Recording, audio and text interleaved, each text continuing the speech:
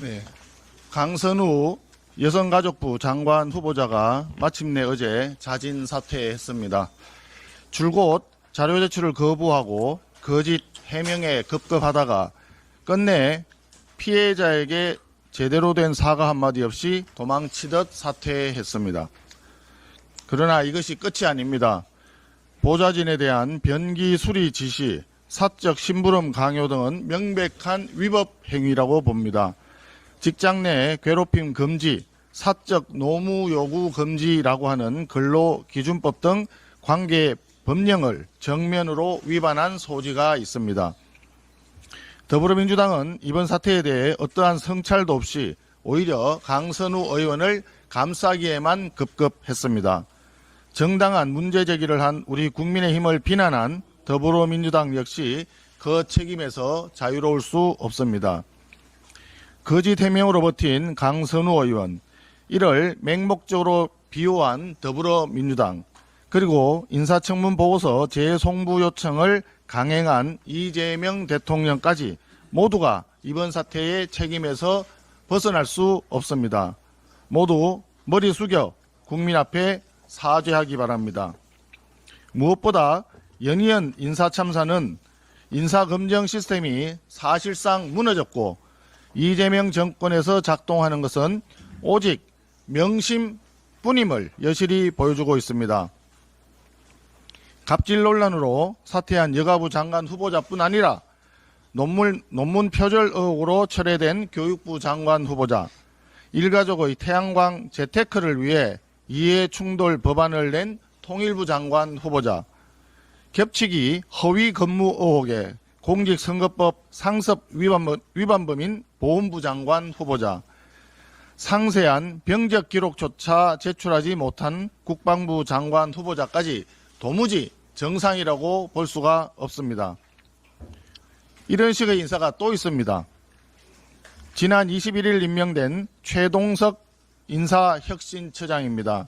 최 처장은 친여 성향 유튜브에 출연해서 이재명 대통령의 20년 집권이 필요하다라고 하며 헌법 개정까지 주장했습니다. 심지어는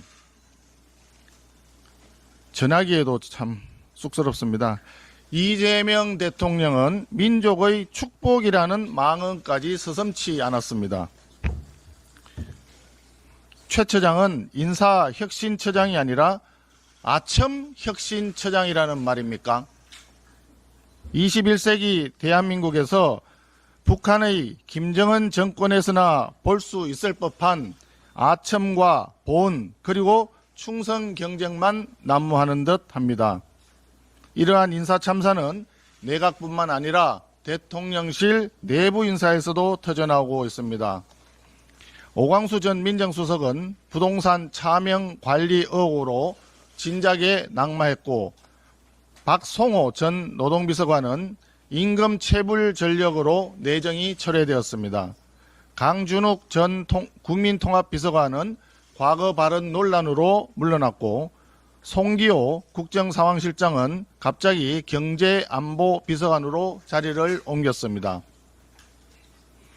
불과 한 달 사이에 비서관급 이상에서만 무려 4건의 낙마 또는 교체가 일어난 겁니다.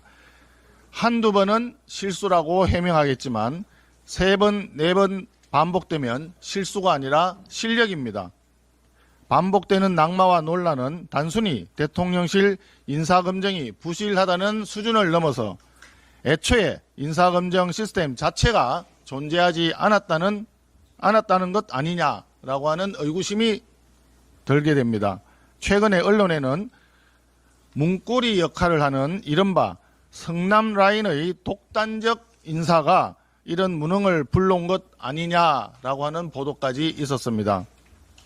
우리 국민의힘에서는 안규백, 권오을, 정동영 등 이재명 정부의 장관 후보자 3인에 대해서 지명 철회를 촉구하는 공문을 대통령실에 발송하겠습니다.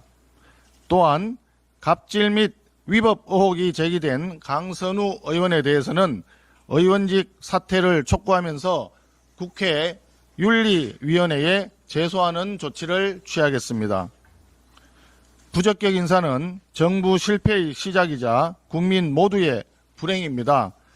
정상적인 인사검증 시스템을 복원하는 데 적극 나서주기 바랍니다. 사법부의 공정성에 대해서 한 말씀 드리겠습니다. 공직선거법 위반, 대장동, 백현동, 성남FC 위례 신도시 사건, 위정교사죄, 경기도 법카 유용, 그리고 대북 송금 사건까지 이재명 대통령이 받고 있던 5개의 형사재판이 모두 중단되었습니다. 사법부가 대통령의 권력 앞에 무릎을 꿇었습니다. 모든 국민은 법 앞에 평등하다는 말은 대한민국에서 사라졌습니다. 사법부가 대통령 한 사람만은 법 앞에 예외적인 존재임을 선포한 것입니다. 수원지법은 대통령이 직무에 전념하고 국정 운영의 계속성을 위해 재판을 연기한다고 밝혔습니다.